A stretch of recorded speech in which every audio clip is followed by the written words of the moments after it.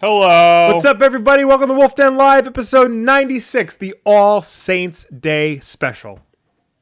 All Saints Day, why? Because that's what today is. That's what today is? November 1st is All Saints Day. That's the day after Halloween? Yep. Shows how much I care about holidays. Yep. I don't take a holiday, Will. Well, I do. And Some would say my whole life is a holiday. It's All Saints Day, and I'm going to celebrate by permabanning anybody in the chat who ruins the last two episodes of Stranger Things. I'm not even kidding. Well, now that you said that, you're opening the floodgates to have that spoiled for you. I'm seeing how I'm testing. You're testing how good our mods are? Yeah, how good our mods are, and how, just how That's daring our audience is. Today's a big day for our mods. Oh, yeah. This is Mod Appreciation Day for Fred and AJ. Mostly Fred, because Fred's the one who gives us money. But they're going to be picking out chat messages today and putting them in our little Discord server. Good on you guys. What up, TW, who just told us to die? Mazio, Gloop Ghost, Eric, Kate, and Randstand? No, everybody's just saying that everybody dies at the end of Stranger Things, too. Oh, okay. Meowsies. Randstand, yes. Yes, Randstand. Thank you for the sponsor, the new sponsor. Oh, thank today. You. We're still doing the sponsors till I play Mario plus Rabbids, but we lost one. I guess now we gained one.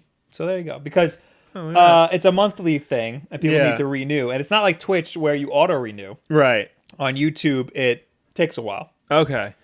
Fred with the $8 super chat coverage for that Dunkin Donuts. Thank you. Ooh, thank you so much. I probably shouldn't even have had this because I feel like I'm going to be up till like 1 in the morning. Yeah, that's the way to do it, Will. Yeah, well. Powered by Dunkin. Well, yeah, but when you have to get up at Not financially powered. Oh, that is Fred's super chat. Yep. Not financially powered by Dunkin. No. We give them money, and a lot of money. Yes. Some say way too much. Hopefully one day they will give us money. Yes. So there's a lot to talk. I went into today being like, there's nothing to talk about. Yeah. There is so much to talk about. First and foremost, we should probably talk about Xbox Live PlayStation Plus games. Yes, it is November 1st, and that means that it's time for a new batch of games that are now free for you if you are a member of Xbox Live Gold or PlayStation Plus. I didn't know this until you said it. Yeah, it was... Well, the Xbox games came out last week because they always come out first, and then the PlayStation games dropped today. Well, the announcement today. The PlayStation Plus games will be available. They're usually available the first Tuesday of the month. So next week, the 6th, you will get. Is that a camo PlayStation? Yeah, that's the Call of Duty. I didn't know they were doing that. Yeah, it's a Call of Duty World War II PlayStation model, 1 terabyte. But that's not what we're here to talk about. We are here to talk about the PS Plus game, the free PS Plus games for November. Suffice it to say that after last month's Metal Gear Solid 5... Yeah, which was damn good. Kind of a disappointment, but we got some interesting ones. First up, on the PlayStation 4 is Worms Battlegrounds, which Worms is the cult classic video game series that I'm sure a handful of you in the chat like. I've never played one. I've heard they're good, though. I've never played Worms either. They look funny. Why is that not included in the bulleted list at the bottom? That pisses me off a lot. It says this month's PlayStation Plus lineup also includes. Yeah, so they highlight the PS4 games in like the paragraphs, and then that makes me mad. They'll talk about because the also ran is the PS3 and the Vita and whatnot. Right. So PS4, you get Worms Battlegrounds. You also get Bound, which is a platformer that transports you into a beautiful, fantastical world that exists in the mind of a woman revisiting the memories of her childhood. I think that would be worth playing. Yeah, I mean, I think it looks like a platformer where you dance. That seems worth playing. Yeah. It's one of those wacky indie games a la Flow or Flower. Yeah. So those are on the PS4. It came out at the same time as that other one. The underwater one that everybody was going nuts about. Oh, I have no idea. Yeah, I forgot. But it looks very similar to that. So Bound and Worms Battlegrounds are on the PS4. On the PS3, you get R-Type Dimensions, which is cool. I like R-Type. And Ragdoll Kung Fu Fists of Plastic. Okay. What about Until Dawn? Is that not one of them? I'm getting to that. Oh, okay. I'm so sorry. Yeah. I'm so sorry. On the PlayStation Vita, which only one of these games is cross-buy on the PS4, which is strange. That's weird. Usually it's all of them. Yeah. Okay. So on PS Vita, Dungeon Punks, and that's the game that's cross-buy on PS4 as well. And Broken Sword 5: The Serpent's Curse episodes 1 and 2 on the PlayStation Vita. That is not cross-buy. Yeah. That is Vita only. Now, as you were saying, as you were jumping the gun, as a special bonus, from November 7th to January 2nd, PlayStation Plus members in the US, Canada, and most of Latin America can download Until Dawn: Rush of Blood as a free bonus game. They did this. That's VR only. VR only. They did this last month with Rigs. Yeah, Rigs is good. Yeah, they've been giving away like a free bonus game for an extended period of time. I haven't in played celebration Until Dawn. of the first year of PlayStation Plus. This should have been for Halloween. Yeah, you should have. This I heard wasn't bad. It is literally a roller coaster. Like you're on rails. You're literally on rails. You're literally in a haunted house roller coaster. I heard it's not bad. If it's free, then it should be great. Should be worth the price of admission. So those are your free PlayStation games. Those are available from November 6th, all month long until the first Tuesday of next month when the new games will come out. Moving on over to the Microsoft side of things with the Xbox Live Games with Gold for November of 2017. On the Xbox One, now remember Microsoft staggers their releases. On the Xbox One, all month long from November 1st to the 30th, it's Trackmania Turbo. And from November 16th to December 15th is Tales from the Borderlands, a Telltale game series. Okay, that's a game I want to play. That's a game I would play for free. One of my problems with Borderlands is that... Yeah, you don't like Borderlands for some reason. And one of my problems with Borderlands is that everybody's annoying and nobody shuts up. So a game... the game? Yes, in the game. I thought you meant about Borderlands. No, like the story. Right. So a game where the sole mechanic is dialogue trees. Right. That's going to piss me off, I imagine. Chris Hardwick's in it. That doesn't help. I will say I did see there was a cut scene where it's a Mexican standoff and everybody's using their fingers. That was funny. So that's on the Xbox One. Right. For the Xbox 360, starting November 1st, which is today. Actually, it was yesterday. Released a little early. Nights into Dreams. That's awesome. The Saturn game, which was up-res to HD and whatnot for the Xbox 360. That is awesome. Yeah. I've always wanted to play that. That's supposed to be like the best Sega Saturn game, period. And it isn't saying much. Right. But allegedly it still holds up, so I'm definitely excited to play that. So from November 1st to November 15th, you get Nights into Dreams. And then from November 16th through the end of the month, you get Deadfall Adventures. This game looks like garbage. It looks like a budget Indiana Jones. Yes. And I mean that in the strictest terms possible. Yeah. Yeah, not this month. This is not a good month. Not a great month, no. that it's the holidays. Probably. We probably won't get anything good in December either, and we probably won't see anything good until January. Probably, yeah. Just a reminder. Abdullah with a $5 super chat. Love the show. Always listen to audio. Finally got to watch live. Thank you for being here. Thank you for joining us. Remember, you don't have to be here. You don't. You watch us in whatever capacity you can. You can skip a week if you can't make it. Yeah, it's understandable. We get it. Yeah. But thank you for being here. Yes, thank you. Just a reminder that any of the Xbox 360 games can be played on the Xbox One. So if you download it, you can download it on your Xbox One, play them on the Xbox One. That is backwards compatible.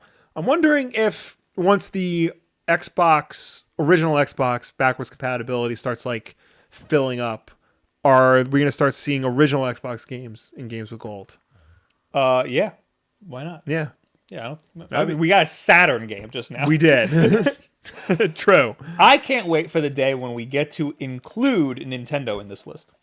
Yes. When we get to finally have Games with Gold, PlayStation Plus, and Nintendo. Well, Nintendo's doing something different. They're basically doing like a Netflix thing. Yeah, but every month it'll be a different free game. No, I thought they changed that. No. If I remember correctly, and chat, please weigh in. If I remember correctly, they said they were changing it to be more like Netflix, where there's just a collection of games that you have access to every month. I frequent the Nintendo Switch, Nintendo.com/Switch/online service website often because it is very confusing. Yeah. But this, in their classic games section, it says subscribers will get to download a compilation of classic titles with added online play, such as Super Mario Bros. 3, Balloon Fight, and Dr. Mario. Product name subject is changed. And that's it. That's all it says. That's all it says. Okay. So, honestly, we don't know what's going to happen. You might be right. Maybe they don't give us a free game every month. That sucks. I mean, it could be that. It could be like Xbox's Game Pass, where it's basically, like I keep saying, like Netflix. You might be right, because classic titles with added online play, such as Super Mario Bros. 3, Balloon Fight, and Dr. Mario. So it sounds like we're going to get those initially, and then maybe they'll add some, maybe they'll swap some out. I don't know. So Augustin says, I'm wrong, but Mr. Broderick says it's unclear. Nintendo has been very quiet about it. Louis F. says it's a Netflix-like service. Sar Bridget, they said you were going to half pay for like added content with a subscription. So nobody knows. AJ just said it's a Netflix-like thing. They're apparently going to add more. I think that nobody knows. Yeah. They initially said it was going to be a free game a month, and now we don't know. Yeah. I still hope that they do that. I don't think they said, no, we're not doing that anymore. Yeah. That's sad. Yeah. But as soon as we hear more, we will let you know. Yeah. Let's move on. Yes. There's two big things I wanted to touch on, but I guess the first one should probably be Nintendo. Yeah. We got to, of course, talk about Nintendo. So the Nintendo Switch, Super Mario Odyssey sales boost and new exclusive games revealed. This is express.co.uk. Basically, the Super Mario Odyssey sold an insane amount. Yeah. Well, it sold very well. Yeah, well, Nintendo's known for their insane attach rate. Right. And a quarter of all Switch owners bought Super Mario Odyssey. Yes. Which no other console can do that. No other console company. A quarter and Xbox, they can't do that. In such a small amount of time. Yeah. Too. Like the game's barely been out a week. So let me read this article.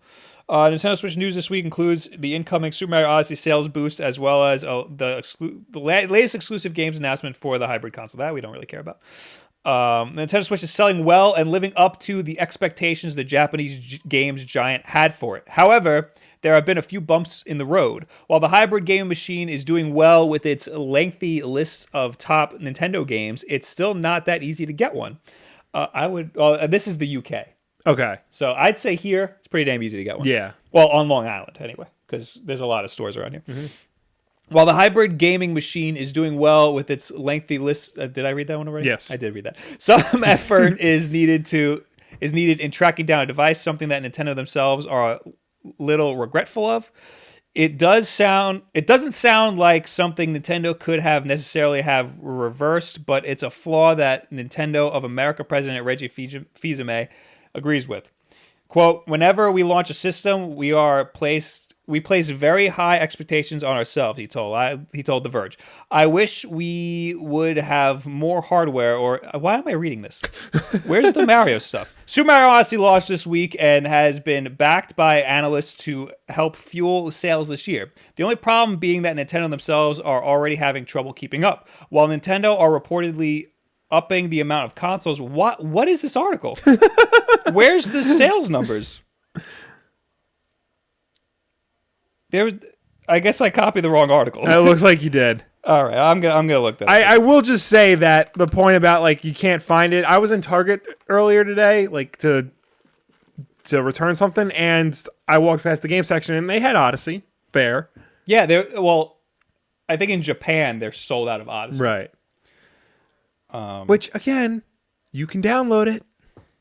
Nintendo Life. Yeah, I downloaded it. Yeah. Nintendo Life. Super Mario Odyssey has already cleared 2 million sales. It hasn't even been a week. That's crazy. Friday. Yeah. That's crazy. It's pretty safe to say that Nintendo had a strong strategy with the Switch this year, bookending it with The Legend of Zelda Breath of the Wild and Super Mario Odyssey, both of which have been universally well received critically.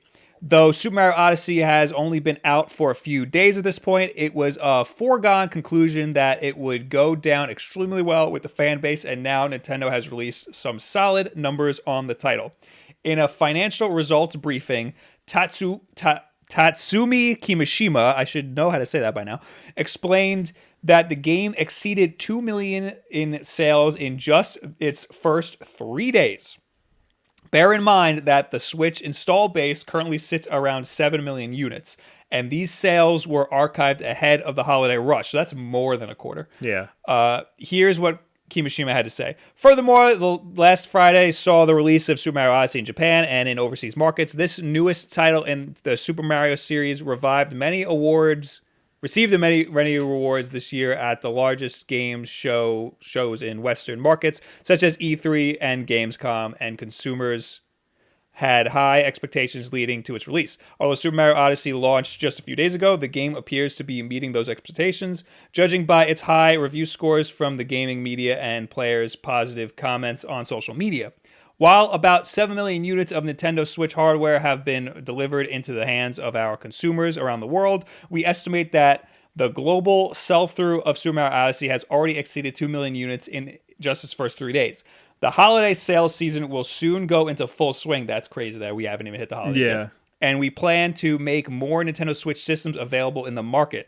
We will endeavor to further increase the number of consumers who want to purchase Super Mario Odyssey, and eventually we would like the game to be seen as an evergreen title that has longevity in the market beyond this holiday season.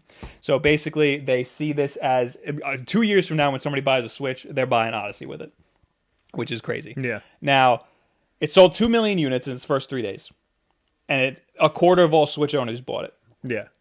Legend of Zelda Breath of the Wild, 110% of Switch owners bought Breath of the Wild when that came out. Yeah. However, when Breath of the Wild came out, nobody had a Switch yet. Yeah.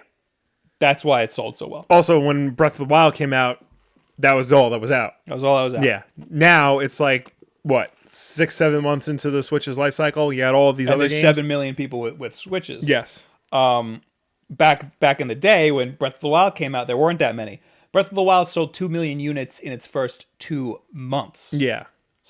Odyssey sold 2 million units in its first 3 days. And that was only a quarter of Switch owners. Yeah. That is insane. That's also nuts. Switch has sold 7 million units worldwide.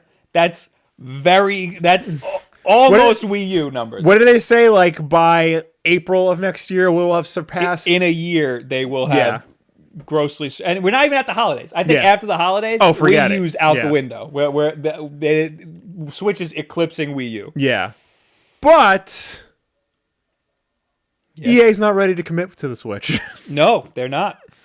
I just saw your article, and that makes me hate them even more. KRS2 says, we sold 120 million in a lifetime.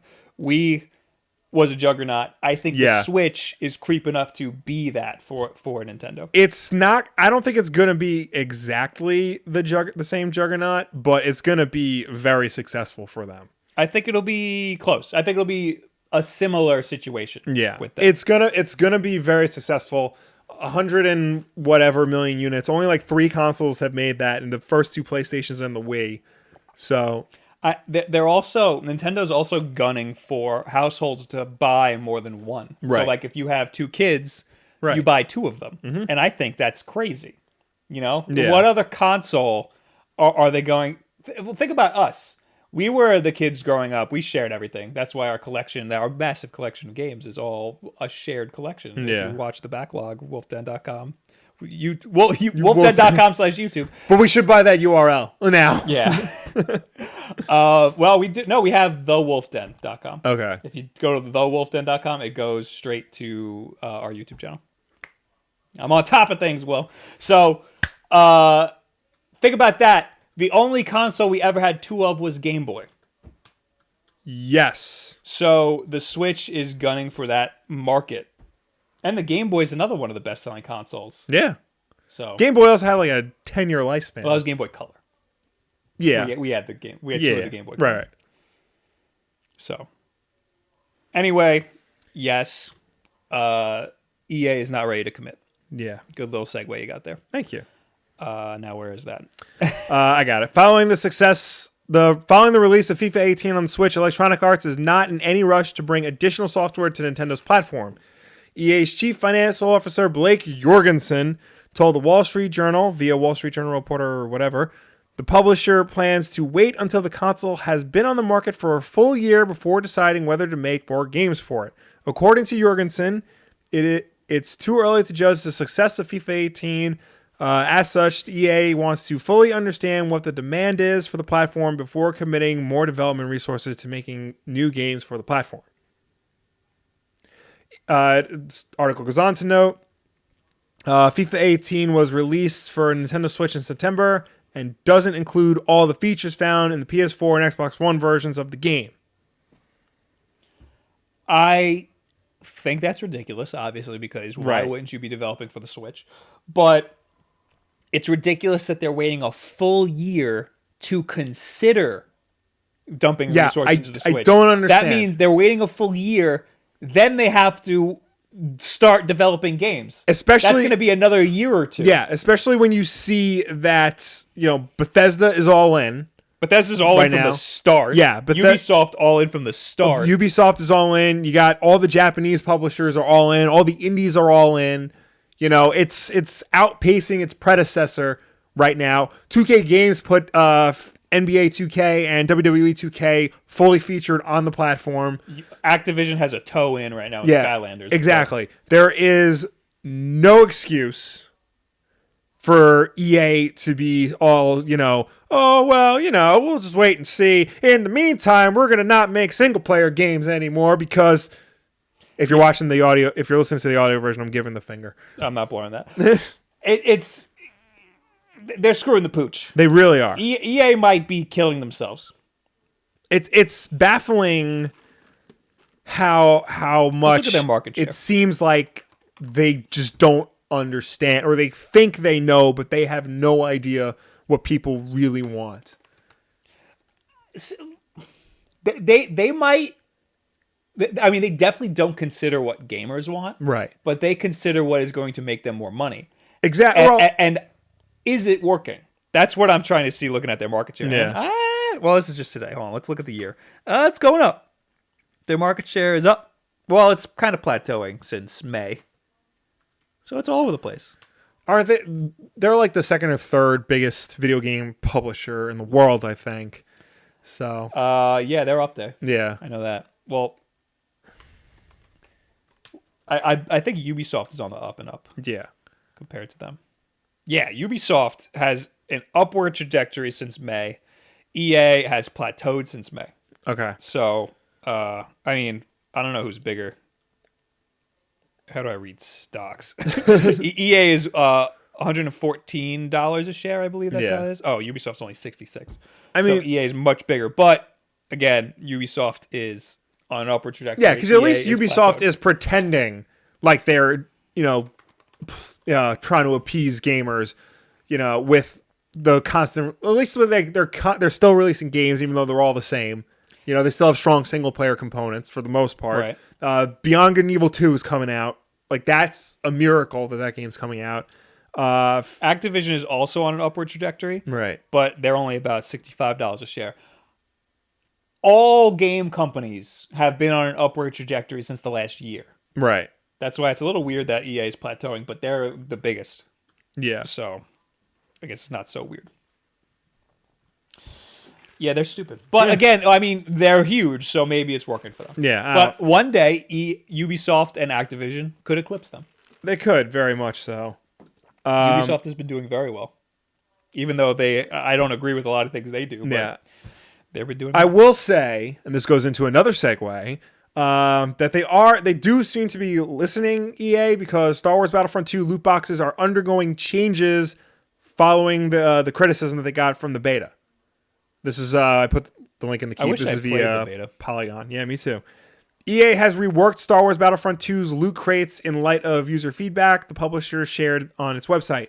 Once the game launches in mid-November, several progression-related items and weapons will be obtainable through regular play, not random loot drops as they were in the beta. EA detailed a handful of tweaks it's made to loot crates. Epic star cards, which allow players to use extra abilities or weapons, will no longer be confined to loot crates. Players will either have to craft them themselves or acquire them by buying the deluxe editions of Battlefront 2.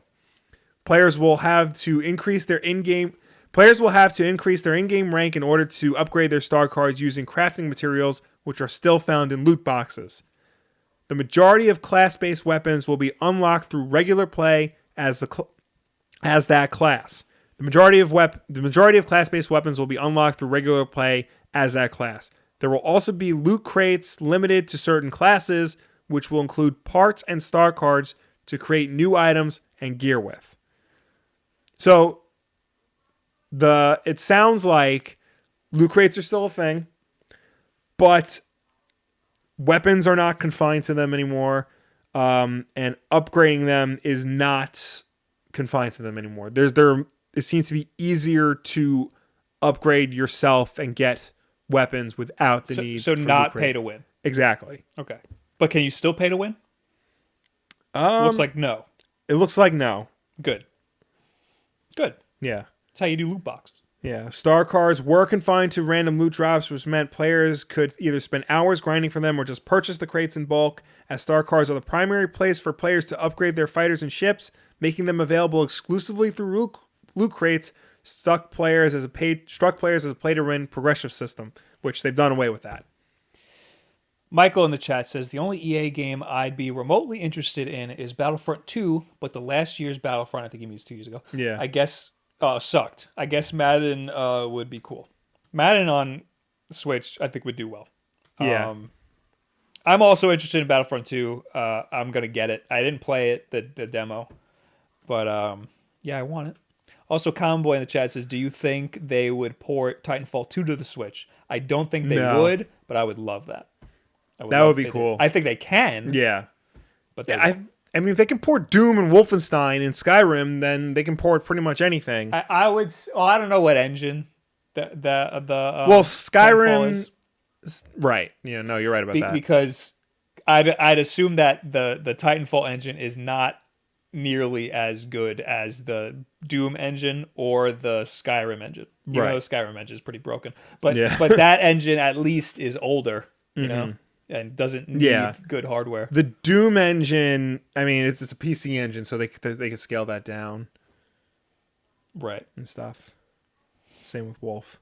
Randstand in the chat also says Twitch sub card. If you sub to me on Twitch, twitch.tv/BobWolf, every new sub, I draw a little sketch card for you and mail it to your house. Randstand got my email today that I sent to all my subs because it's the new month, and I said, hey. Give me your addresses. Don't put it in the chat. No, don't do that. Your address. But yeah, Ranston, you got to email me back and tell me your address so I can give you a sketch card.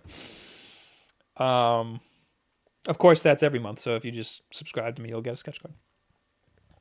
And there's that. Yep.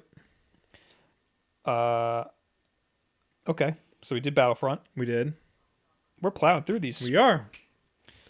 I want to talk about Paris Games Week because a lot happened. Yeah, they announced a lot of games, and they showed a lot of games, and there was a lot of games. Let me open. Mostly on the Sony side. No one else really did anything, right? Like Microsoft and Nintendo didn't really show anything. Yeah, no. Sony went all out, and I think that was smart because they probably knew that nobody was going to announce. Well, I think anything. Microsoft usually saves everything for Gamescom, and Nintendo's whatever. Yeah, Nintendo just does whatever the hell they want. This is Boy Genius Report, 11 things we learned from PlayStation's Paris Games Week. I feel like there's going to be an ad, so I'm going to mute this tab.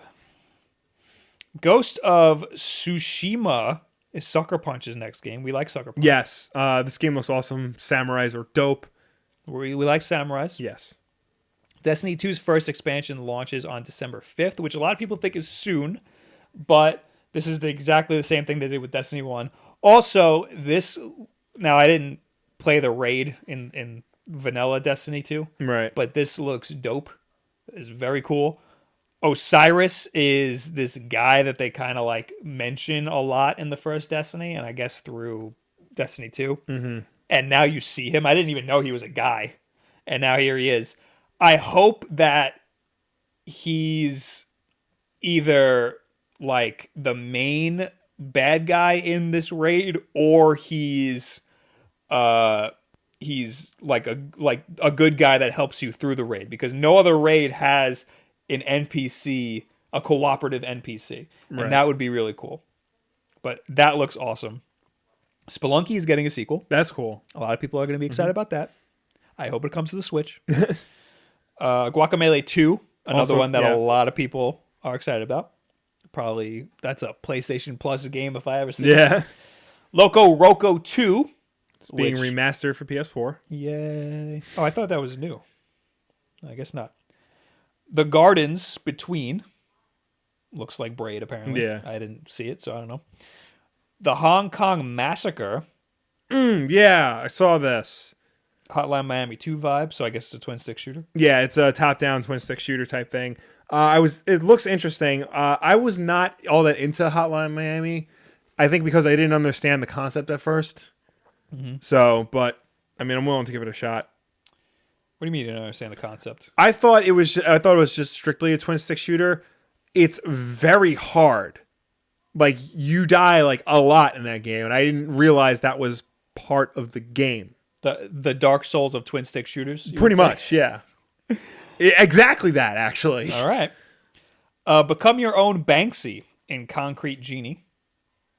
Well, I'm going to read this because I don't know anything about this game. One of the more intriguing games revealed at Paris Games Week, Concrete Genie, is about a bullied kid who discovers that anything he spray paints on the walls of the city he lives in comes to life. He can use the creations to help him access areas he otherwise wouldn't be able to access, but he has to watch out for bullies. Interesting.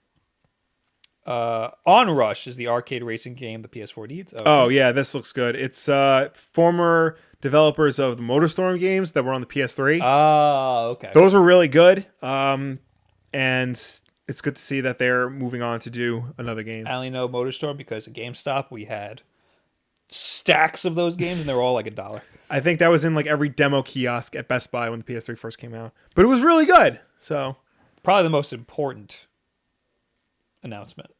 Charlotte Classics remake comes out February 6th. That's soon. That is soon. So it has a hard date. Yeah. Also, they clump all these together. PSVR is going to have a sizable library by the end of 2018. I think another really notable announcement that they clumped in here. Yeah. Moss.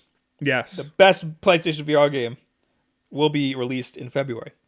That's cool. So that's something to look out for. I want to just touch upon the one PSVR game, Blood and Truth, which is the James Bond style game. Oh, what is that? It's basically a James Bond style first person shooter where it's all in PSVR, and you play like this British spy who's out for blood and wants to learn the truth.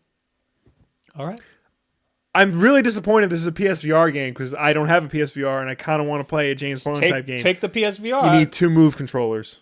I might end up getting 2 move controllers. Really? Eventually. Like, when something I want to play requires move controllers, then I'm going to have to end up getting it. Yeah. So that's it for this article you have. It doesn't mention a couple of the games. They showed off a new trailer for Detroit Become Human. Okay. The new, from the people who made Heavy Rain. Okay, that's important. They showed a new Last of Us 2 trailer. Both of those trailers are very violent. Oh, yeah. Why didn't this say anything about The Last of Us 2? That was the most important thing that they announced. Yeah. Yeah, did you watch those trailers, right? Both of them? I only watched The Last of Us. All right. The Last of Us 2 trailer is horrifically violent. Yeah, and a lot of people had a problem with that. Right. I don't understand why it's freaking Last of Us. And then the Detroit Become Human trailer is about an android who is the servant to a very abusive father. And it's strictly implied that the reason why she's the new helper is because he murdered the old one. And it gets to the end of the sequence. You can see all the choices you can make. Either he kills you, you kill him, you help the girl run away, he kills the girl kills, all these different things. It's a very bleak showing from the Sony first party lineup. Last of Us 2 looks incredible. Yeah. From what we've seen. Nobody knows any of these characters. People are assuming that the blonde girl, the woman, is Ellie's mother. Right. There's a lot of speculation about that. Yeah. They Sony tweeted something like, check out the Last of Us 2 trailer featuring, and then they had 4 blank boxes for the name of the character. Yeah. And I forgot Ellie's mom's name. I think it's Anna. Yeah, something like that. Well, one of them didn't have a name. One of the characters went unnamed. I think Laura Bailey's character. Oh, that's the one. Yeah, that's the girl. Laura Bailey's character is, people think it's Ellie's mom. We also got a new Spider-Man trailer. Oh, we did. I missed it. Yeah, that was interesting. Miles Morales seems to have a bigger role than just like a cameo in it. He's in it? Yeah. I didn't know that. Yeah. You play as Peter Parker, but it looks like Miles is going to have a very big role. I wonder if it's 2-player co-op. Oh, that would be boy. Awesome. And they confirmed more characters. Norman Osborn is in it. Wait, is Miles Morales Spider-Man in this? Peter Parker is Spider-Man. But is Miles Morales also Spider-Man, or is he just Miles Morales? They haven't said. So in this trailer, you just see Miles Morales. Yeah, you see, like they walk into a building and Peter goes, "Yeah, this is Miles. He's going to be helping us." Interesting. Yeah. Norman Osborn is in it. They didn't say as Green Goblin, but he's in it. Kingpin is in it, which we knew already. The Shocker is in it, which is cool. I think there was one more person in it. I can't remember.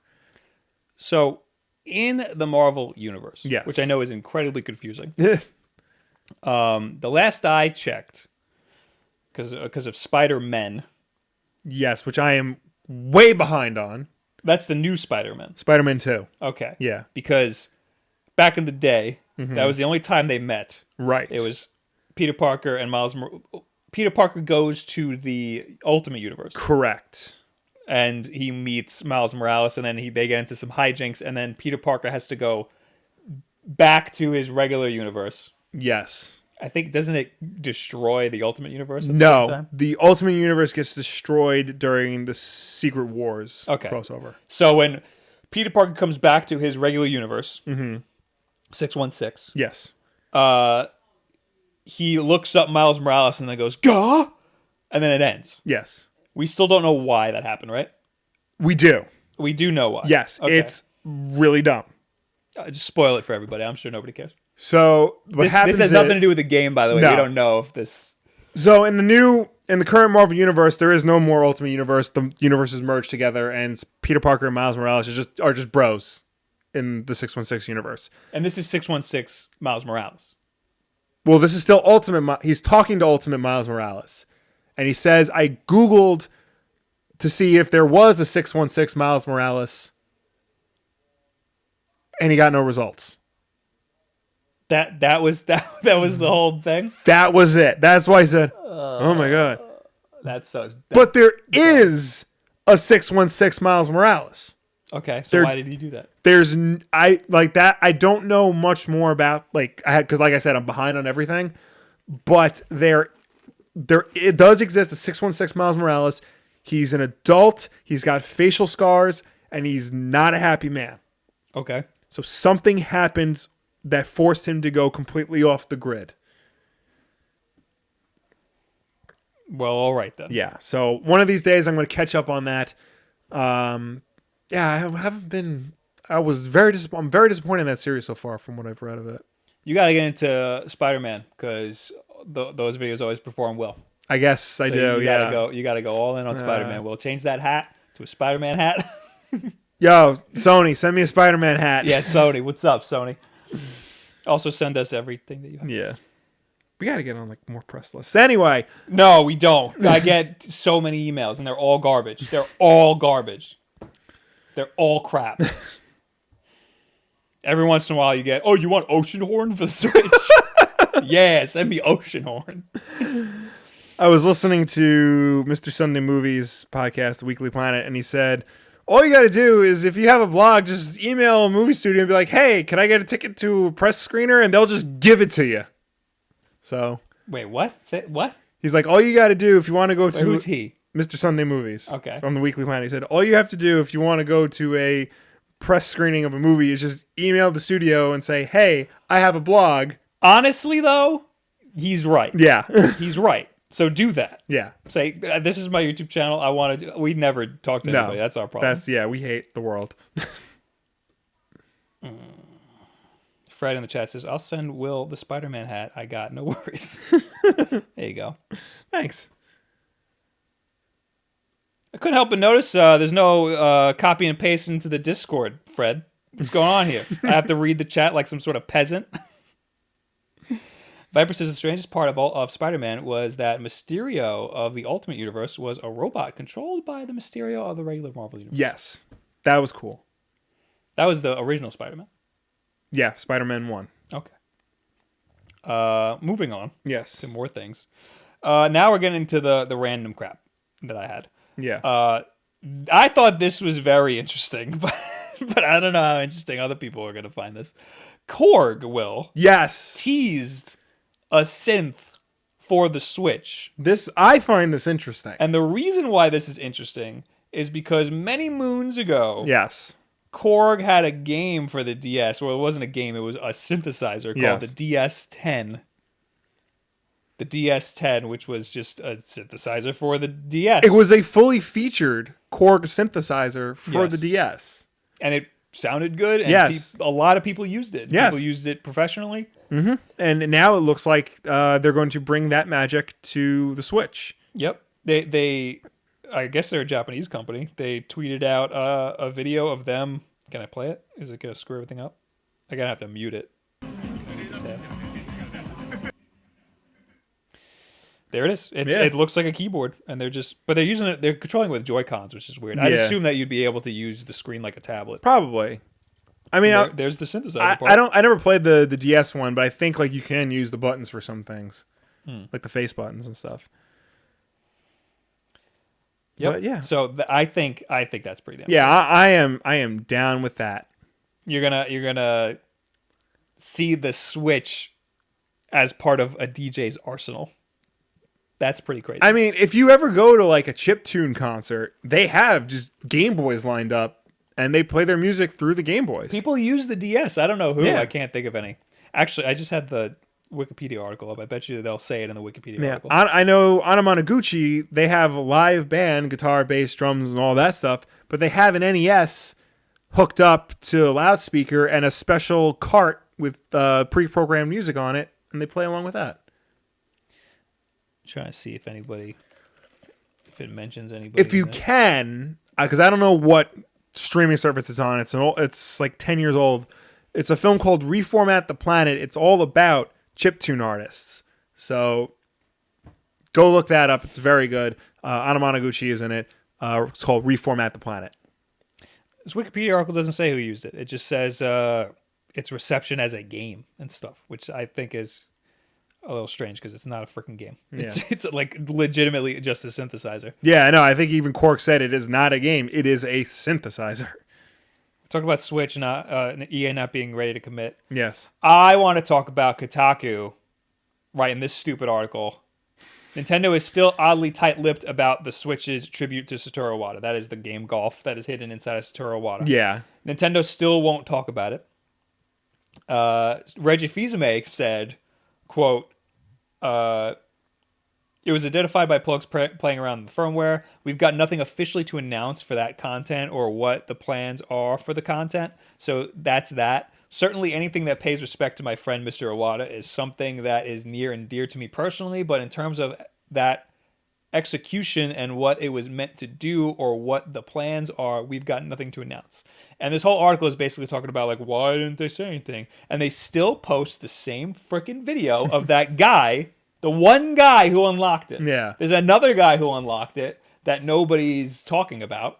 But those are the only people who have videos up of them unlocking it, and neither of them unbox their Switches. So I think that they're fake. And I still think that they're fake because even Reggie Fils-Aimé here, I believe that that Golf is on the console. Somewhere. It's there. It's definitely there. Okay. But he said, but in terms of that execution, in what it was meant to do, we have no plans. We have nothing to announce. In terms of that execution, I don't think this is how you unlock it. No. I think, first of all, it's going to be the holidays. If you have a Switch, if you're getting a Switch, or if you're getting one like in the next week or so, DM me, because I want you to take a cell phone video of you taking it out of the box, not connecting it to the internet, and trying this, because I don't think it works. Because I tried it on one, and I couldn't get it to work. Right. But I need more people to try, because I think I did it wrong. But this really bothers me that freaking Kotaku and Polygon aren't just going out and buying a Switch and trying it for themselves. They even say in this article, when we broke this, you didn't break it. This guy broke it. And this guy is, I think, a phony. I'm really mad about this. I feel like Reggie is the type of guy who toes the company line to a T. Whether he doesn't want to or because he's not allowed to, he will not say or do anything that isn't explicitly approved by Nintendo Japan. Yes. So something like this, this was something that had to have been said, like he had to have word from Nintendo Japan before he could comment on something like this. I believe that. So, but you have to read between the lines. Right. I think he's trying to tell us something when he says in terms of the execution. Because I believe that it's there. Because it's been, the people all over the place have found it. Yeah. At first it was an NES emulator. Yes. Then it was golf. They figured out it was golf. Mm-hmm. But now, being able to unlock it, especially making it his death day, that's weird. I don't know if that's like celebrated in Japanese culture, somebody's death day. I don't think it is. That part is really weird to me. Yeah. And I think July 11th, I think is the day. I think when that comes next year, people are going to be really disappointed. Because I don't think it's going to happen. Yeah. I don't think you're going to be able to unlock it. Again, the holidays are coming. Everybody's going to tons of people are going to get Switches. If you're getting one, try it. And take a cell phone video of it and DM me. Make sure you turn your cell phone video horizontally. I don't really care what you do. But you have to film yourself taking it out of the box. And make sure you turn your cell phone horizontally. Yes.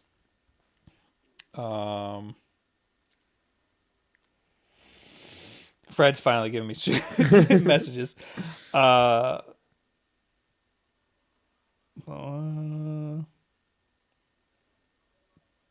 None of these are relevant. I'm mad at you.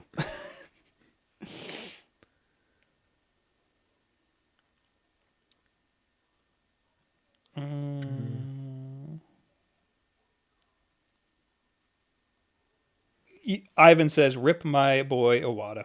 You always be remembered." He's with us on every Switch. Yep, somewhere in there. All right, I'm going. What else do we have here? Okay, we're plowing through these. Yeah, don't you have something? I got a bunch of them. Did you hear about GameStop Unlimited? No, what the hell's that? Okay, GameStop offering an unlimited 6-month access to pre-owned games. GameStop is introducing a new thing called the Power Pass, which is a program that lets you pay $60, then for 6 months play as many pre-owned games as you want. Do you have to return them? Well, here, let's continue. Power Pass lets you choose a game. Stupid ad. Power Pass lets you choose a game from GameStop's pre-owned library, take it home, then swap it for something else when you're done. There's no limit on the number of games you can play during the 6 months, though you can only rent one at a time. And the best part is, when the 6 months are up, you get to keep one of the games. That's weird. So, well, it's $60. So yeah, $60. So you can play $60 as many games as you want for 6 months, and you get to keep one of them. So there's no limit, obviously, for the 6 months. If you want like Call of Duty, yeah, you can just pay $60 for used Call of Duty, and just keep that for the 6 months, and then when it's over, you can just keep that. Yeah. Right? Yeah. So they have this already, kind of, except you can't keep it at the end. Right. I guess you could. Their used games have a 7-day return policy. Right. So when I worked at GameStop, people would buy one game, So a used game is $55. A brand new used game, Right? Like if Call of Duty comes out next week and somebody immediately trades it in, Yeah. $55 is $55. Somebody would buy that, play it for a week, and then the next week return it and just rebuy another game. Yeah. And people would do that. And some GameStops, like me, I didn't care. They would extend it to 30 days. Yeah. So you can just do this already. This is just an official way to do it. Yeah. But I mean, like, if it might be good for you if you want to. You all right there? I'm okay. It might be good for you if you want to play like a lot of games for the price of one throughout the course of 6 months, and even keep one at the end, the one you really like. I don't know if it's any of the games you played during the 6 months or only the most recent game you played in the 6 months. There's like conflicting reports on that. But the new program starts November 19th. So, yeah, something to think about. We don't buy used games here. You don't. You buy used games? Yeah. If it's cheaper and it's doesn't look like garbage, yeah, I'll buy a used game. I'll buy a used game if it's an old game. But yeah, if it's an old game. New, I'm getting it. Yeah, well, you know. They suckered me into getting a power-up card, so use my card. It's the house number. Okay. Yeah, no, I've had to use that. I should say, thank you for bringing that up. The program is only available to Power Up Rewards members, so that game that you're taking can be tracked. And you can only choose from games that are on the shelf in the physical store, not on the online catalog. So wait. Power Up Rewards members, is that the paid membership, or it doesn't matter? It's just a Power Up Rewards member. Because there is a free Power Up Rewards membership. I think that's, yeah. You just have to be a free Power Up Rewards membership. Okay, that's reasonable. And you pay $60, and then you can start doing this. And you can only take if it's physically in the store. That's reasonable. But it can be any used game. So even like a brand new used game. Okay. So that's a last-ditch effort for them to try to make some money. It might work. Well, let's look at their market share. GameStop stock. $18 USD. It is very downwards. Yeah. Look at that. That is going down. Oh, poor guys. Not looking good. Okay. About a year ago, they were at 25. Now they're down to 18. Not looking good. I want to talk about this Razer phone. Okay. Real quick. Okay. Razer has a phone. Why? I don't know. And it looks stupid. The end. The company revealed that the phone, for the picture that they have is unremarkable. I'll pull it up on screen. It's some dude with tattoos holding a phone. Yeah, and it's got their stupid logo. They have a bad logo. I don't know if it's because their logo reminds me of like Monster Energy, and it's like it does that kind of it's douchey, so like does because it's normally it's green and it has the weird like ripples in it. Yeah. Oh God. And green against black, and it's synonymous with like douchey culture, like kind of like Monster is, you know. And the original Xbox, yeah. Yeah. Yes. Yep. It's gonna be $700, which is not bad. It doesn't have a headphone jack. Very weird for them to just be on that train, because this, I would assume that this would be like their laptops. They want it to be geared towards people who want everything, like a full featured device. So yeah, that picture is unremarkable. The company revealed the phone during the event in London, which had previously teased on October 11th. The Razer phone, it's just called the Razer phone. They're doing that now. They're not naming it like the blade or the sword or anything like that. I think that's fine. Yeah. Boasts a few remarkable specs, including 120 hertz ultra motion screen, Dolby Atmos and THX certified audio, Qualcomm Snapdragon 835 processor with 8 gigabyte RAM, 12 megapixel dual cameras, and a 4,000 milliamp hour battery for all day power. Who was that? LKM Cherokee with the $2 super chat. Will, could you do a top 5 underrated Justice League comics vid? Well, now I guess I have to. You're paying me to do it. Comes out. Yeah. When the movie comes out, hell yeah, you will. Thank you for that. So that the specs are pretty beefy for a cell phone. 120 hertz screen. That's 120 frames per second screen. Yeah. Which is insane, especially for a phone. Yeah. I think the new iPad has that, and that's pretty much the only mobile device that has that. Yeah. It ramps down when you're watching a video or something that's only 60 frames per second because it'll go to 60 frames per second. 120 hertz is just completely unnecessary for a cell phone. Oh, absolutely. That's a little ridiculous. Of course, it has a USB Type-C jack, and it'll come with a dongle. Yeah, for your headphone. And that's it. Otherwise, I was a little disappointed to not see any buttons. I was hoping maybe it would be like an N-Gage type deal. But there's like, I don't know, like I know every phone that they try to turn into a game console fails miserably. Yeah. But they always do it so wrong. Just it should be like this. Yeah. With a little bit of a forehead and a chin. With a little toggle just like the 3DS has, a little toggle, a little joypad, and 2 very tiny buttons. Up here, down here, go like that.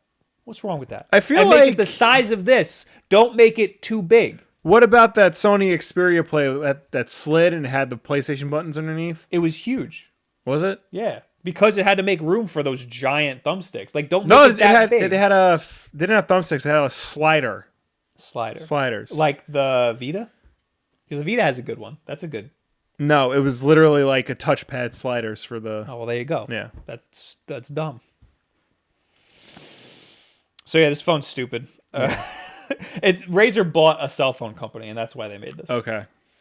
But, I mean, China, that might be good for China. Yeah. Because they have an insane amount of cell phone games over there. And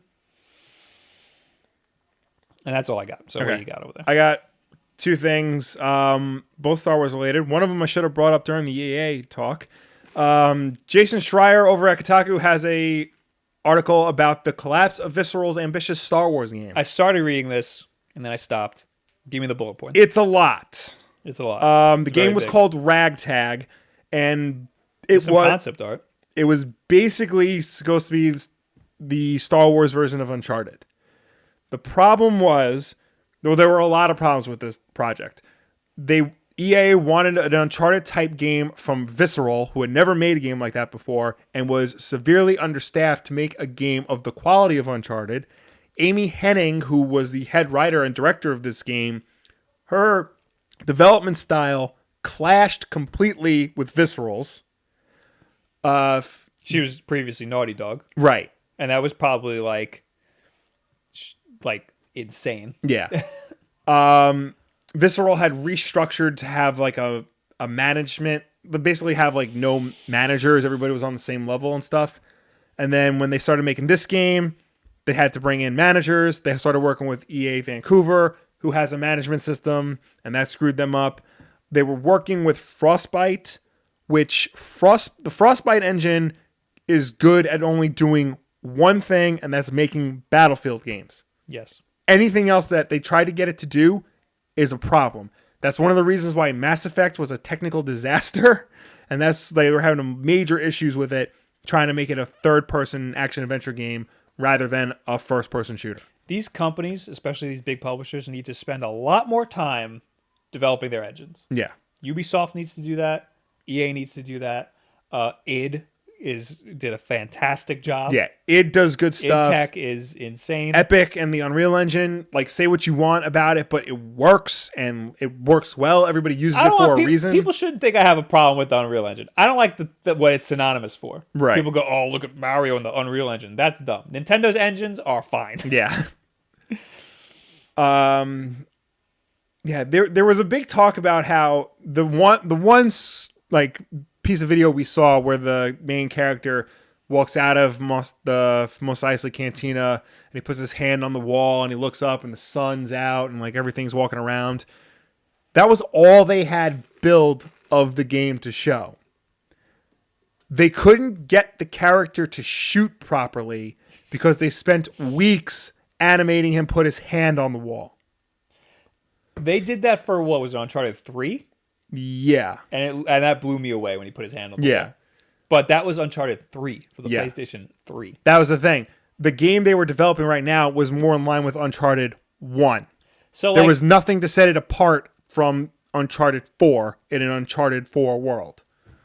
Amy Hennig probably saw this engine and was like so used to the Naughty Dog engine. Yeah. And was like, why isn't his hand going on the wall when he's walking past? And that's something that is such a small detail, but was very important for showing Uncharted 3. Yeah.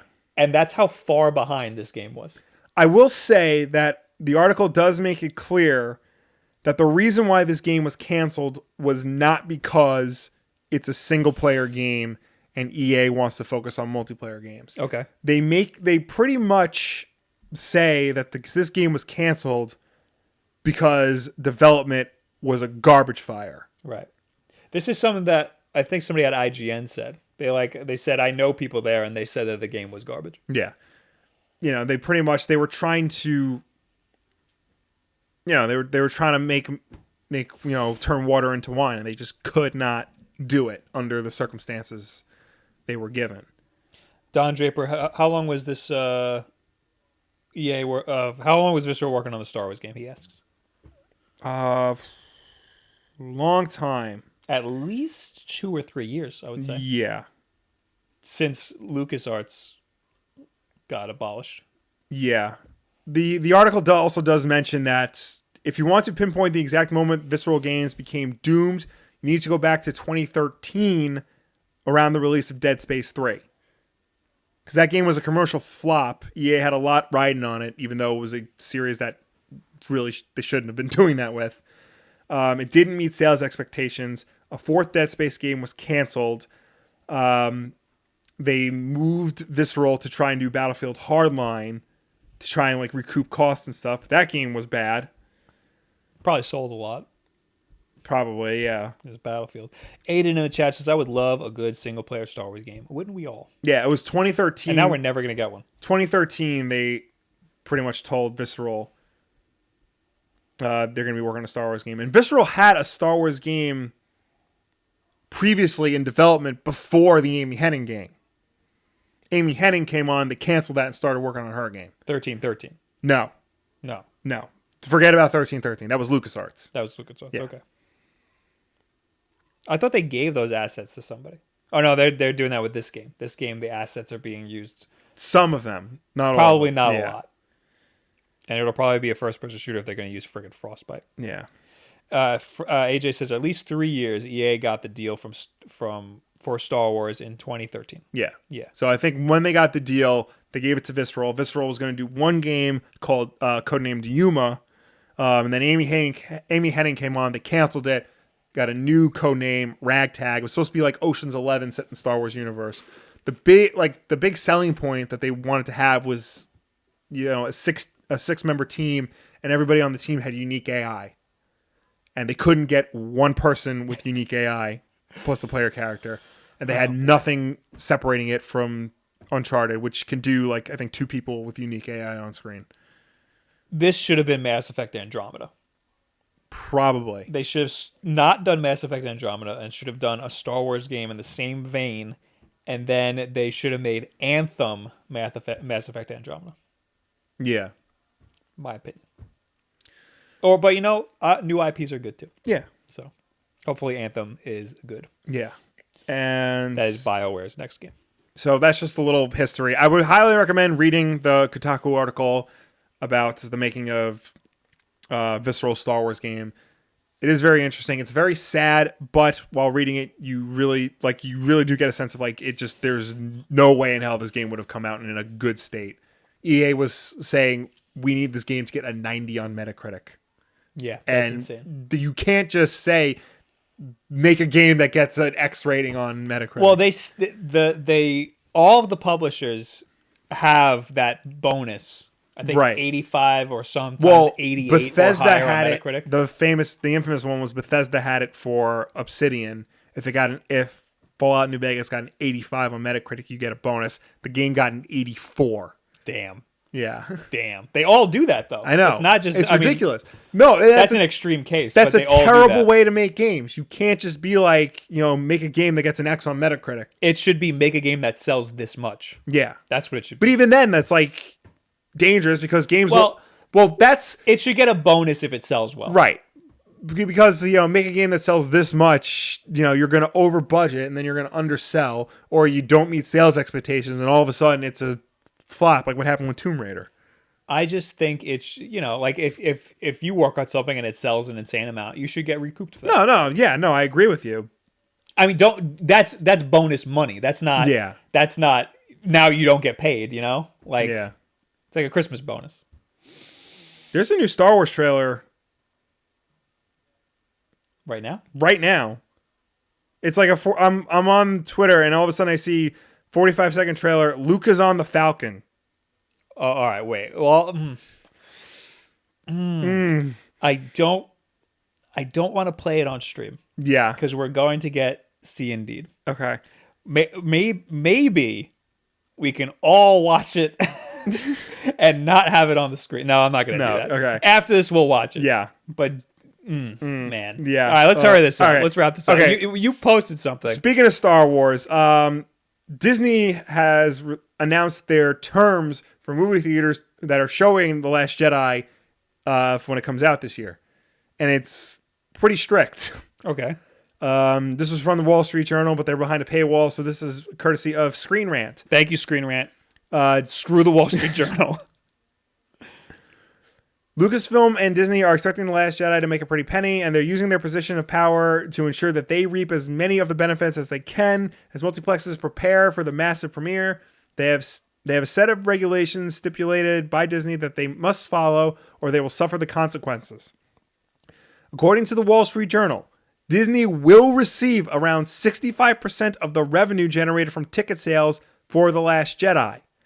By comparison, typically 55% of ticket sales goes to the studio. So Disney is asking for 10% more than they usually get from ticket sales for The Last Jedi. Okay. Additionally, the Mouse House, that's Disney, is requiring all theaters to show The Last Jedi in their biggest auditorium for at least 4 weeks. Damn. Theaters cannot pull a single screening from their schedule unless Disney gives them permission. If an exhibitor does not comply, Disney is within their right to take an extra 5% of ticket sales, Jesus raising Christ. their haul to a whopping 70%. Jesus. Per the Wall Street Journal, these terms won't actually kick in unless the film crosses why in the middle of me talking. This is remote, so it's much more of a pain in the ass to... Yeah, I'll just do that. I got it. Per the Wall Street Journal, these terms won't actually kick in unless the film crosses 500 million mark domestically, which, come on. Of course it's going to do that. They have the power to do this. It's crazy to think that they do have the power to do this. You know, especially that 4-week rule, because like that's going to screw up everybody else. I mean, you have some balls if you're releasing a movie around the same time as Star Wars, Right? I think that they need to be in as many theaters as possible. I don't necessarily think they need to. I mean, the first week, maybe. But this is Star Wars we're talking about here. Because people are going to re-see it. Yeah. People who don't care that much are going to see it in, like, the second week. Right. You know? So, like, think about the Force Awakens. Yeah. That was in theaters for months. Yeah. You know? Well, okay. Not that these two movies are in the same league as Star Wars, but the week after The Last Jedi, which is the Christmas week, you get the new Jumanji movie starring The Rock. Oh, that's true. And Pitch Perfect 3. Christmas is a big...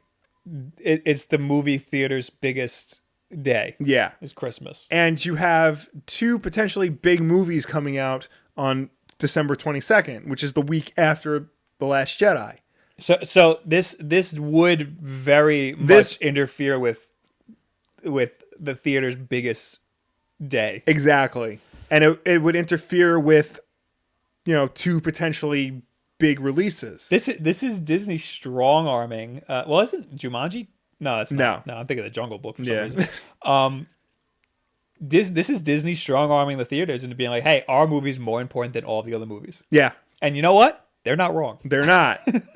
But it's just, I remember when The Last Star Wars movie, The Force Awakens came out, And they pulled something similar where they said if you want to, they did this at the Alamo Drafthouse. If you want to show Star Wars in IMAX, you have to put it on the biggest screen you have. You can't put it on like any of those smaller ones.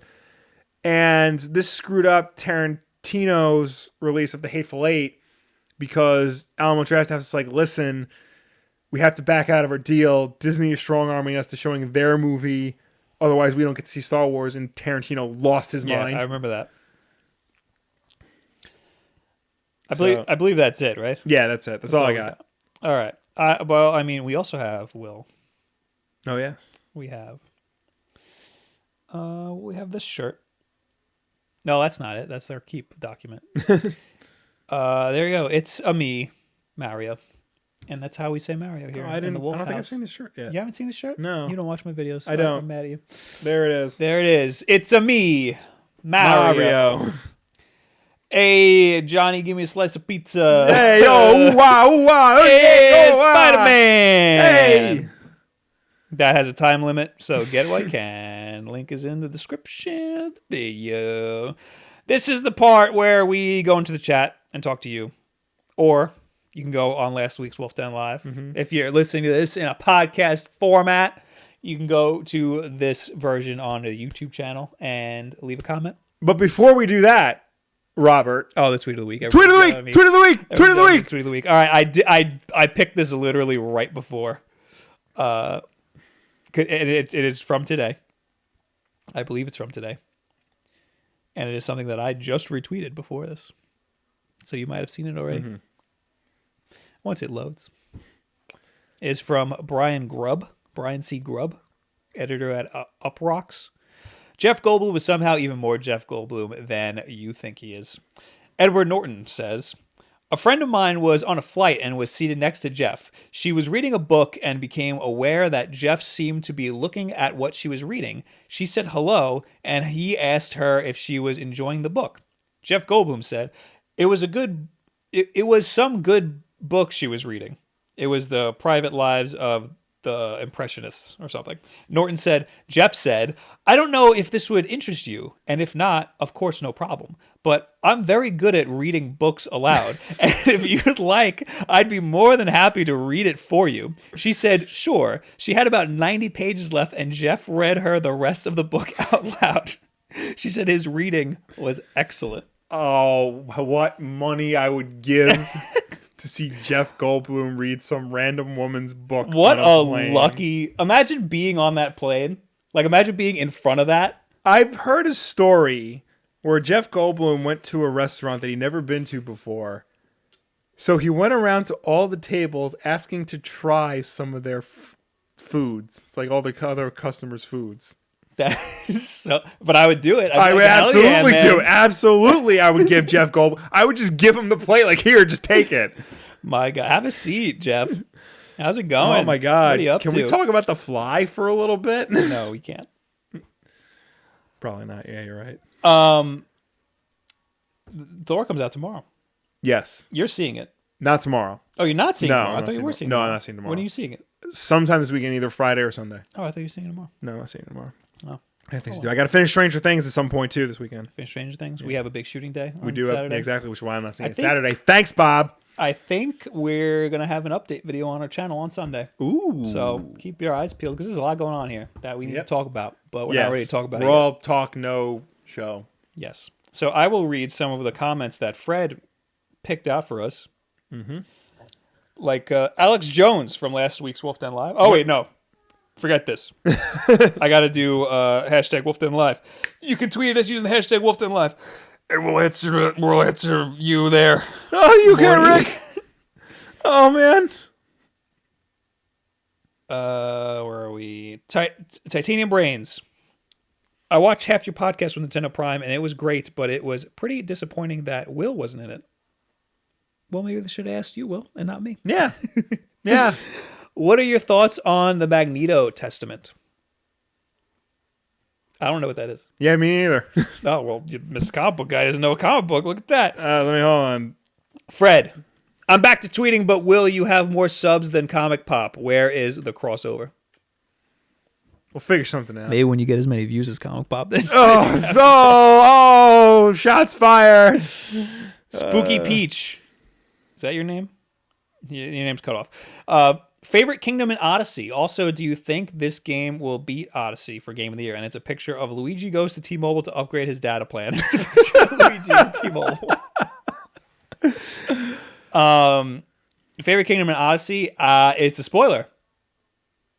Sorry. It's the one that you get when you beat the main campaign.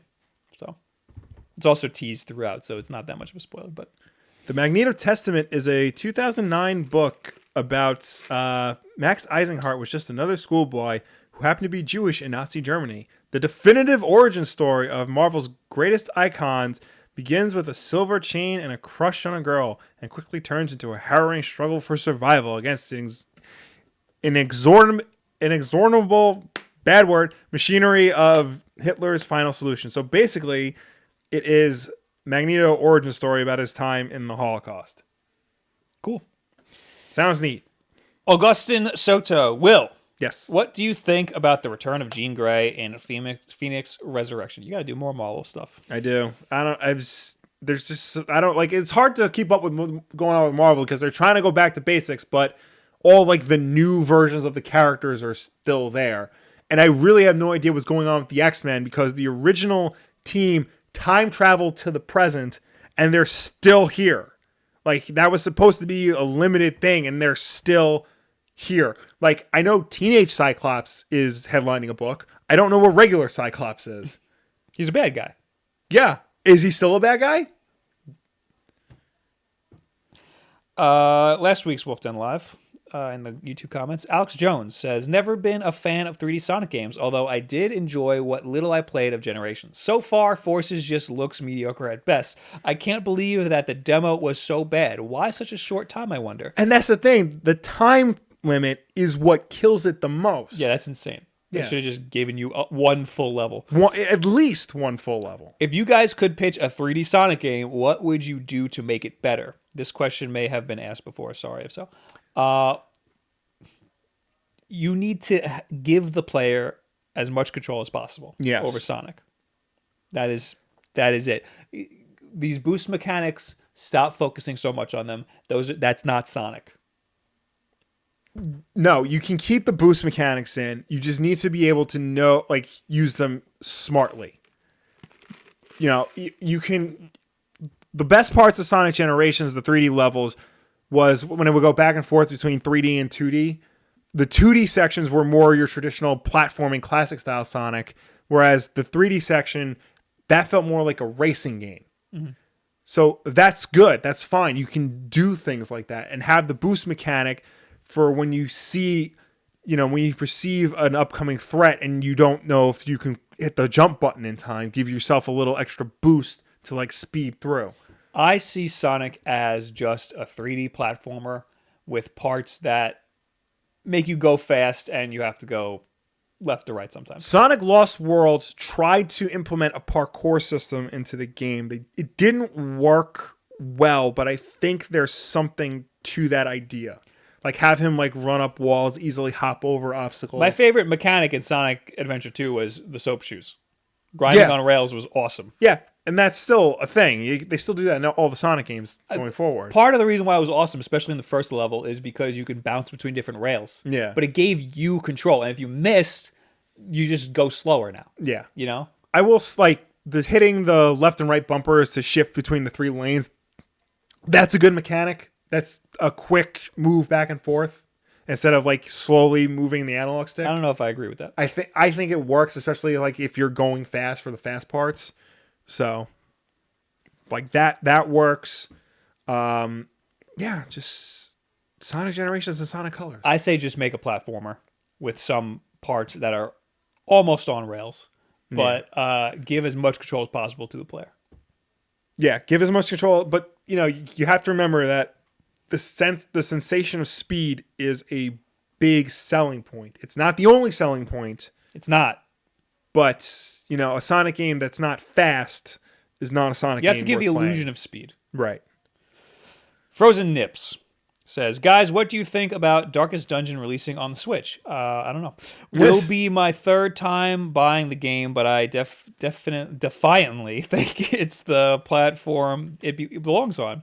Do you think it will release with the DLC? I don't even know what game this is.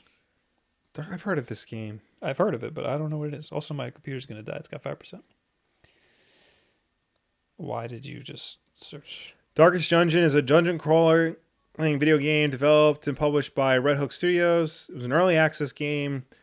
Came out for Windows, and Mac. PlayStation Looks like an 4. RPG. Get out of my face. Get out of here with that. I think this is the 2D Dark Souls. No. No, that was another game. Yeah, it was another game. It looks very similar because I thought the same thing. Leanne B. Well, last month we got to see Mario's upper body naked, and now we see the bottom part.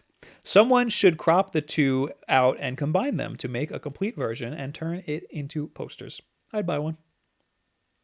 All right. We'll see it on TeePublic next week. Live to Rock. I knew Will was going to answer my question like that. My idea was about a different take on Fantastic Four, like what Marvel did with the Defenders, but with adult versions of characters that are young right now in the main Marvel universe, like Miss Marvel, Moon Girl, Spider-Man, Miles, and so on. Which characters would fit for a new Fantastic Four team? The thing about the Fantastic Four is, they're a family. They're an actual literal family. You have a husband, a wife, their kids, the wife's brother, and the husband's best friend. They're an actual family. They function as a family. They live together. So you need to get 4 characters who you can essentially say are, a family as well. Who that would be, it's hard to say, because technically you can do, 4 of the Hulks, because they're a family. You got Bruce Banner, his cousin, Jennifer Walters. You have his wife, Betty Ross, and you have her father, Thunderbolt Ross. They're all Hulks. That can be the Fantastic Four. You can do some of the X-Men characters, who are family members. They can be the Fantastic Four. I mean, it doesn't even have to be like a literal family. It could just be like people who are close with each other. That's the most important thing about the Fantastic Four. Like, you have to start there before you can start putting together the people. Simon Brazzi. How is it going full digital on Switch? I think I will buy the Mario Odyssey Switch, even if in Italy there is not the pouch bag. That I will buy. I guess he's in Italy. Bonjour. I'm going to go full digital, but I'm afraid of something I don't really know, so here I am. Thanks. I'm full digital. I like it a lot because I like having everything with me all of the time. Yeah. I think going full digital on every console makes sense. The only reason why I waited so long I waited all this time and I'm only doing it on the Switch is just because I like having a collection, and that's kind of irrational for me to just have something on the shelf. Yeah. So having a digital collection I think is fine. The problem is that on the Switch it's very difficult. Like, if you lose your Switch, you can re-download the games. Yeah. But it's a major pain in the ass to do it. So it's not like you lose everything if you lose your Switch, but it's a pain in the ass to get them back.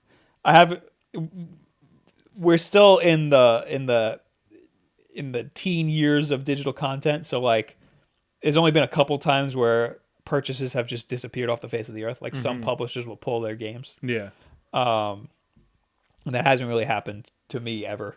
So, I mean, for the most part, you can always re-download everything, even if it's not for sale anymore. Right. Well, there's been cases where that's not. There's been cases where there's not. If you update it to iOS 11, some of the games you can't re-download because they're not optimized for it. PT is the most famous example. The Silent Hills demo. So, I think I would advocate go full digital just for the convenience. Yes. But get a big ass memory card. Yes. And be careful about taking it out, because I keep taking it out, not realizing my Switch is asleep. I'll turn it off, but then when you take it out of the dock, it wakes up. So even if it's off, when you take it out of the dock, it turns on. Yeah. So be careful about how you take the memory card out. Make sure the Switch is off. Even if you think it's off, turn it on and turn it back off. Yeah. And there's one more I want to touch on from last week.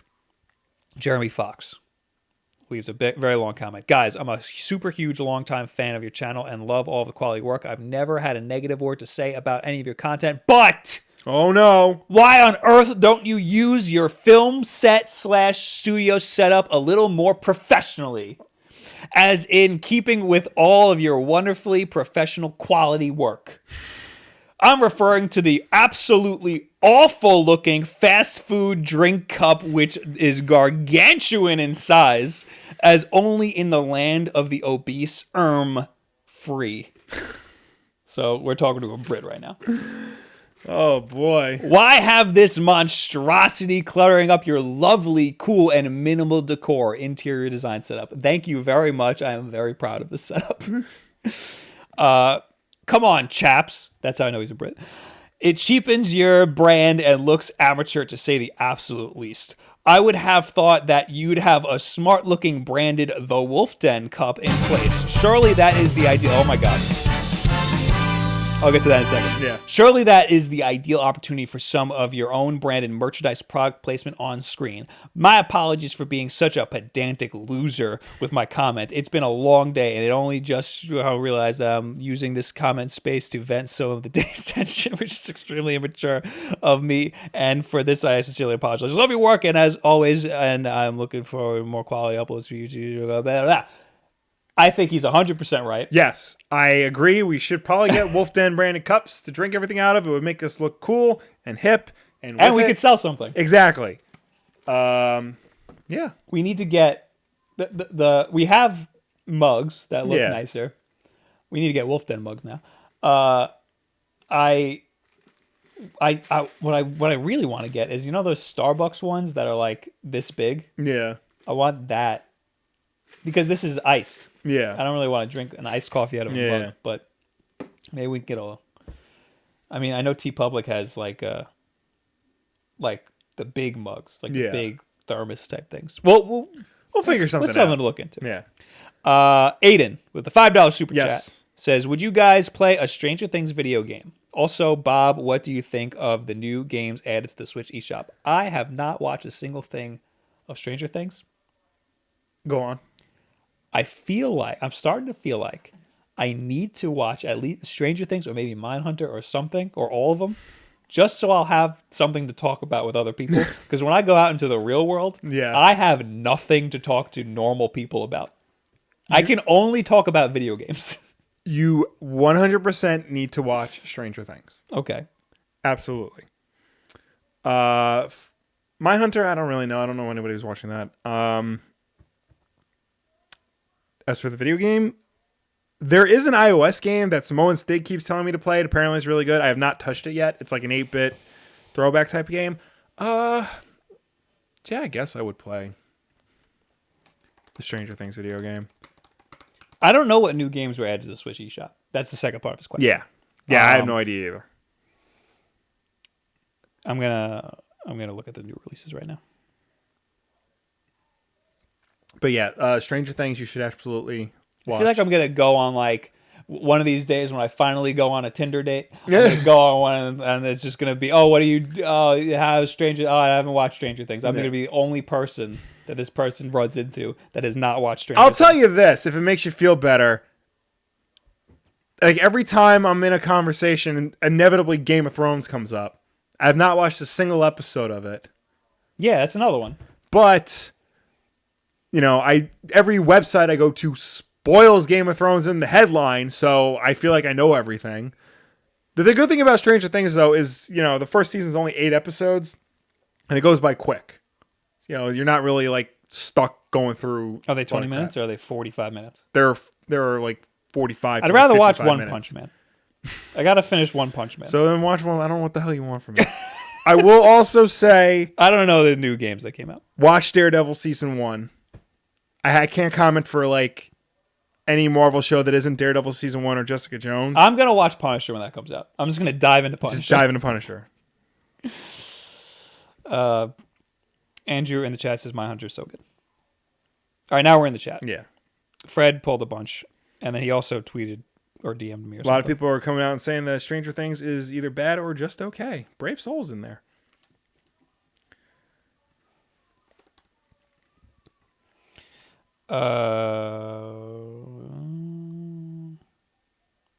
Donald Jones, how do you guys think the new Metroid Prime game will turn out? I hope it turns out great. He also says, what do you think Retro Studios is working on? I think it might be a new IP. Yeah. They pretty much flat out say it's not a Zelda game. Yeah, it's not Zelda. It's not Metroid because Nintendo internal is making that. Yeah. I don't know. I feel like they're gonna give Retro like one of their like dormant properties. Like they seem to do that. They did it with Metroid. They did it with Donkey Kong. So like what's left? F-Zero, Kid Icarus. I think we're gonna see another Splatoon type thing coming out of Nintendo next year. You think so? I think they already said they were working on another like esports type game. No, just a new IP that's gonna be like big, like yeah. Splatoon was. Okay. Sar Bridget says, "Have you all seen Fargo?"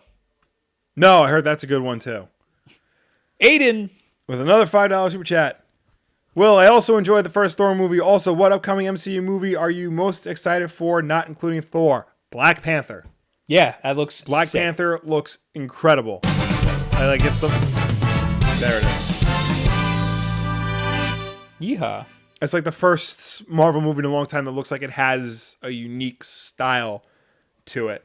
What else is coming out? Like there's supposed to be 3 Marvel movies coming out next year. I only know about Black Panther. Yeah. One of them I think is supposed to be Infinity War, and we know nothing about it. There was just that one teaser at D23, and that was it. Obviously, that'll be really good. Yeah. Especially because Spider-Man's in it. Yeah. AJ in the chat says, "Give us Ice Climbers." And then he says, "Ice Climbers."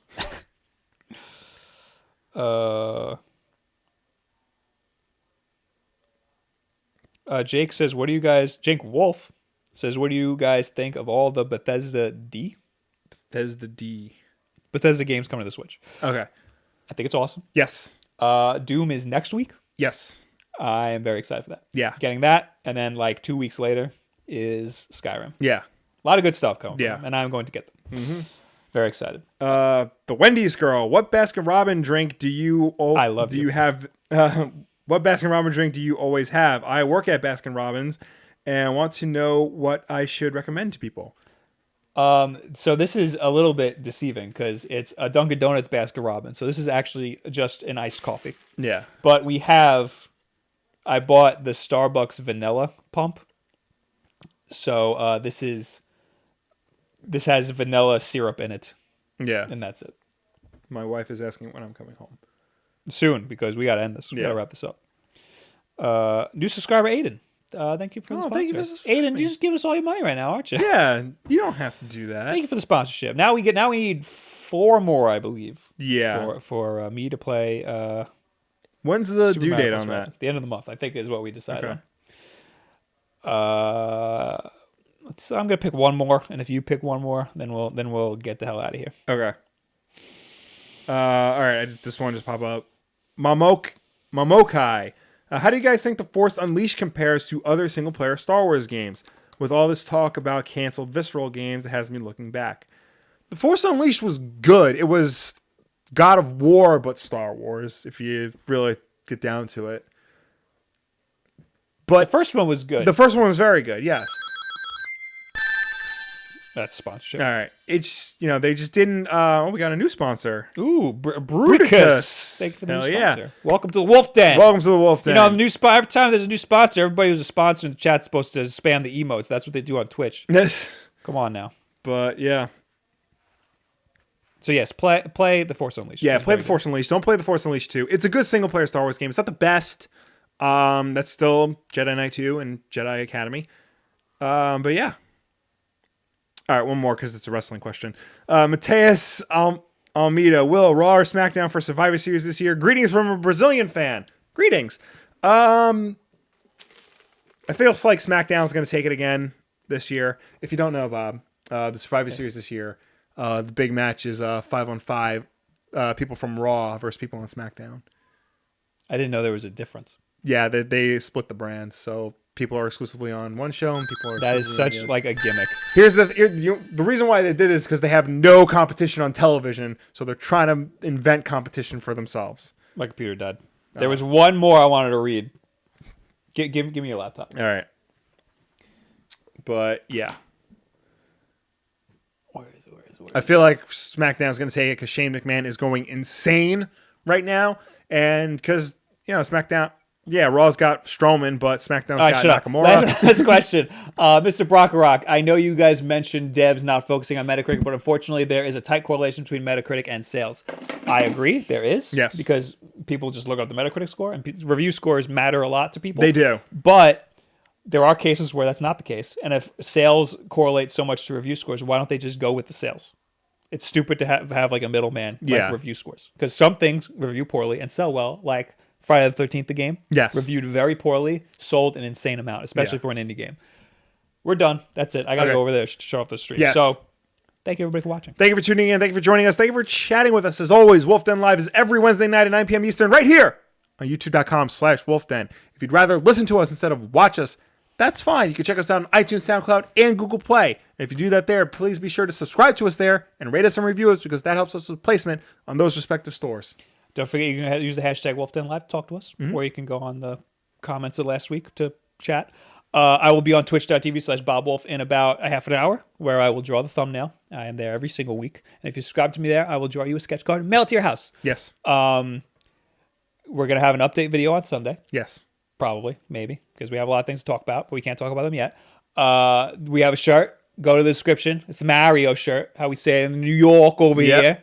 Long Island style. Yeah. And that's all I have to say. Goodbye, everybody. All right, bye. Go to Twitch.